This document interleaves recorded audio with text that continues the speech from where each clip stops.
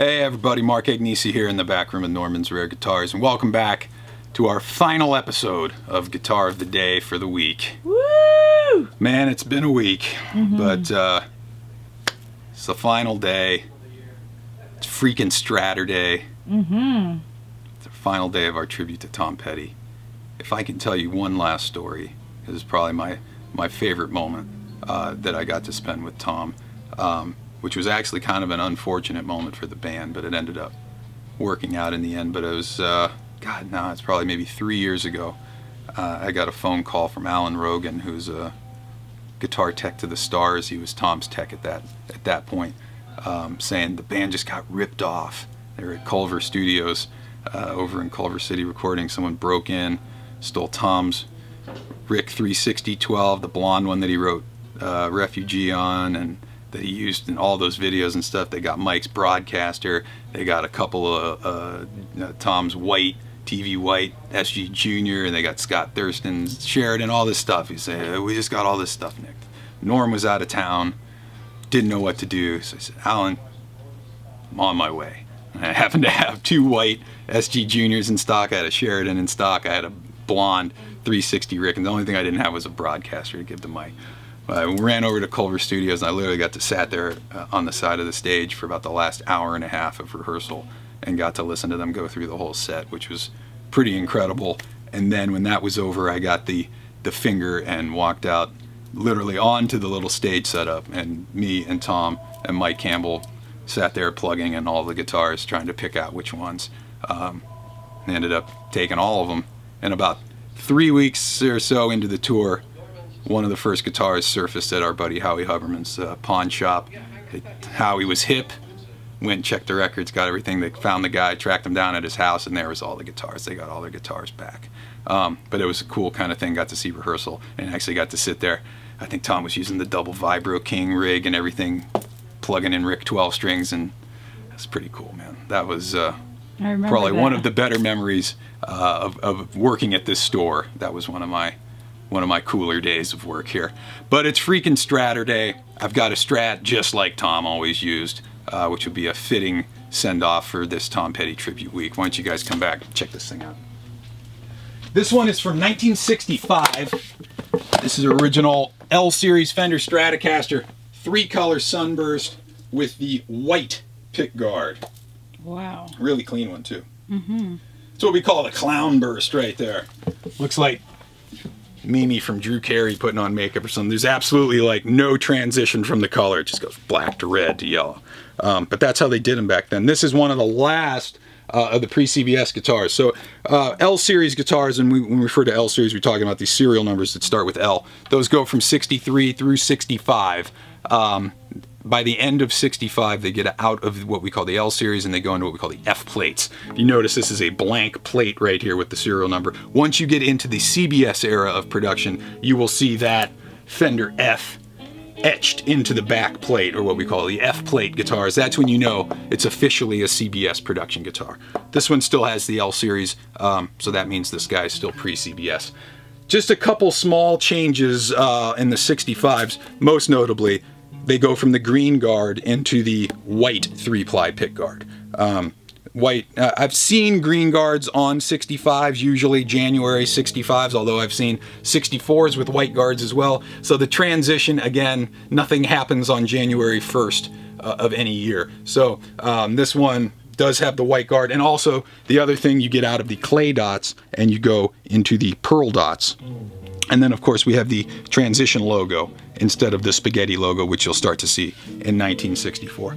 This guitar, totally stock, still has original 3-way switch, original black case. It's been quite a week. Let's go plug this guy in, give Tom a little freaking Straturday send-off on our tribute week to Tom Petty here. Let's go plug this thing in, see what it can do. All right, we're out front. We have the 1965 L-Series Fender Stratocaster original 3-color Sunburst with the white pick guard. We're going through that custom shop, hand-wired 64 custom deluxe reverb again, because I like it. All EQs at noon, just a little bit of reverb. Yeah, we got it turned up a little bit. Amp's on about 5. I guess everything's at noon right now, except the reverb. Let's start up on the neck pickup here. Let's see what this guy can do.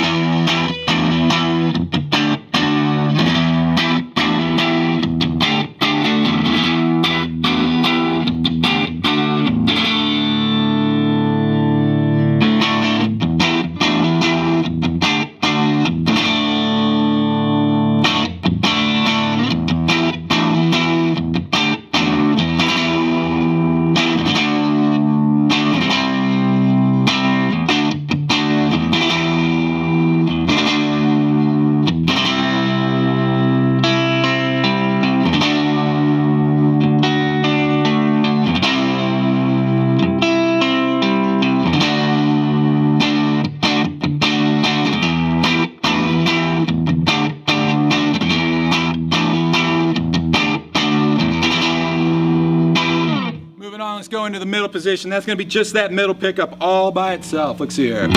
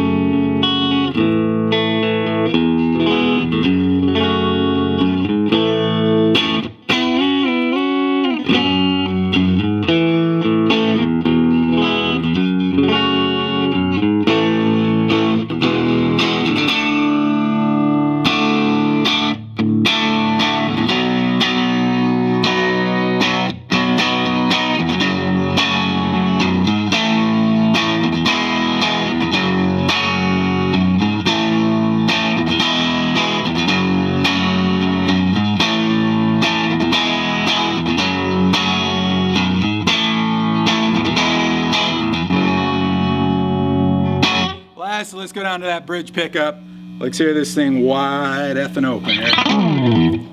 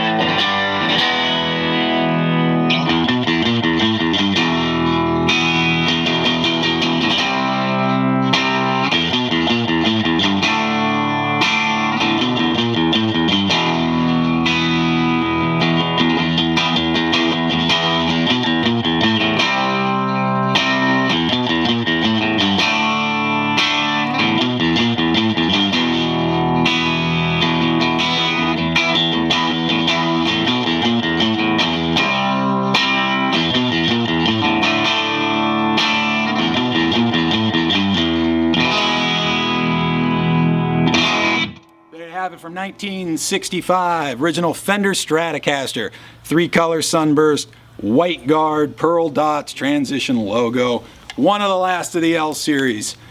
There you have it. That does it for another week of Guitar of the Day. That closes out our tribute week to Tom Petty, the late great Tom Petty. I think we got 17 songs in there this week of Tom's. For you young kids out there who might not be as familiar with the catalog, we didn't even crack the surface. Make sure you go back, go on iTunes, download yourself some Tom Petty records and check out the music that guy made. They say the only cure for mourning is to mourn. I'm glad that I got to do it with all you guys. Thanks for tuning in this week. Till next week, follow me on Instagram at Mark Agnesi. Follow the store at Norman's Rare Guitars. And check this and the rest of these guitars out online at normansrareguitars.com. We'll see you guys back here on Tuesday for an all-new week of Guitar of the Day. Have a good weekend. Peace. Bye.